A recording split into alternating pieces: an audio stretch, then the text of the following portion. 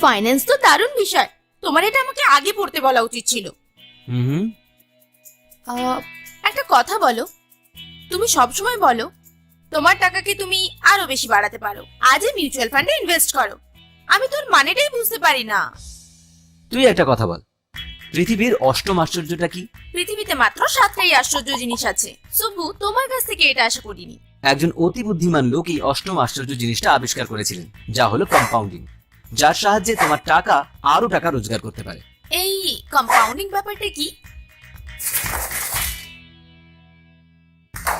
আপেলের theory Einstein নয়, Newton আবিষ্কার করেছিলেন। ওটা ছিল মাধ্যাকর্ষণের নিয়ম, এটা হলো কম্পাউন্ডিং, যেটাকে আইনস্টাইন পৃথিবীর অষ্টম আশ্চর্য বলেছিলেন।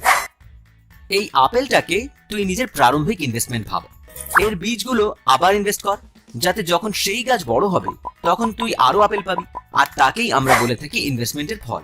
একটা গাছ থেকে আরো অনেক গাছ হবে, আর দেখতে দেখতে তোর একটা আপেল থেকে আপেলের একটা বাগান তৈরি হতে পারে। সত্যি?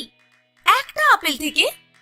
মিউচুয়াল ফান্ডের দুনিয়াতে আপনার প্রারম্ভিক ইনভেস্টমেন্ট আপনাকে রিটার্ন দেয়। এর ফলে আপনার প্রারম্ভিক ইনভেস্টমেন্ট রাশি বৃদ্ধি হয়ে পরের বারের ইনভেস্টমেন্ট প্লাস রিটার্ন হয়ে যায়, যার অর্থ আমার প্রারম্ভিক ইনভেস্টমেন্ট বৃদ্ধি পায়, আর আমি যদি সেটা রিইনভেস্ট করি বারবার বারবার ও বারবার, যেটা বলতে তাহলে চাইছে আমি- শিগগিরই ও একটা আপেলে ভরা বাগানের মালিক হয়ে যাবে।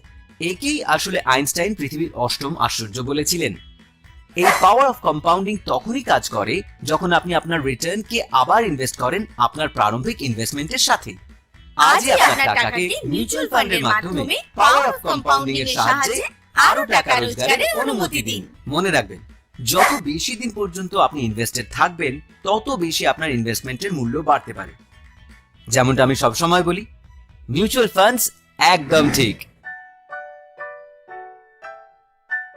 মিউচুয়াল ফান্ডে বিনিয়োগ বাজারগত ঝুঁকি সাপেক্ষ। যোজনা সম্পর্কিত সমস্ত নথিপত্র ভালো করে পড়ে নেবেন।